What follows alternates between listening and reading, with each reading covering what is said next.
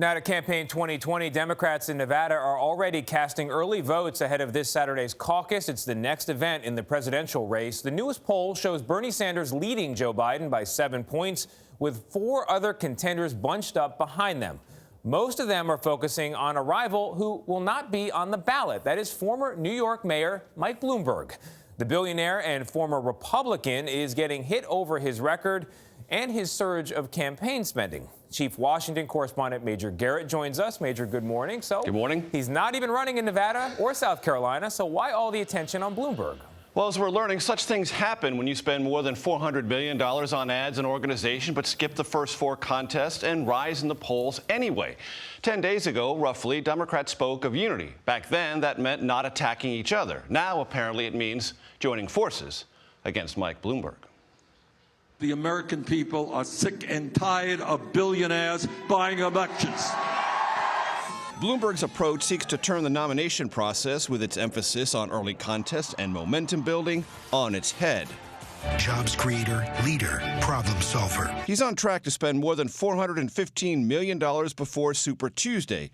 That's when he'll be on ballots for the first time and where he hopes to vault into contention for the Democratic nomination.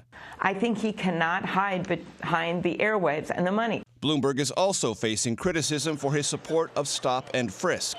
He has apologized for the anti-crime tactic that allowed police to search suspects without a warrant.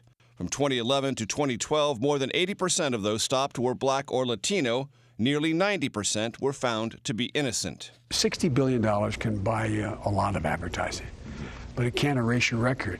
Bloomberg is also under fire for lawsuits filed over the years alleging that he created a culture of sexual harassment at his company. In a statement, the Bloomberg campaign responded, quote, "Mike simply does not tolerate any kind of discrimination or harassment." We in our party hold ourselves to the highest standard, and it is going to be critical for us to have a nominee who can authentically lead.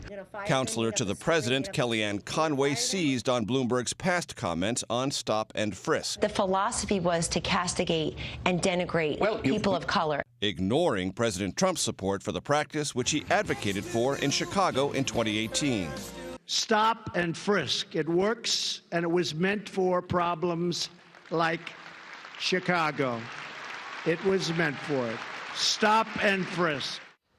It's worth noting, after Vice President Joe Biden, Bloomberg has garnered more congressional black support than any other candidate in the race. Bloomberg has until midnight tomorrow to qualify for Wednesday night's debate in Las Vegas. His campaign says it is hopeful he will make it on that debate stage. Anthony? Okay, Major, thank you.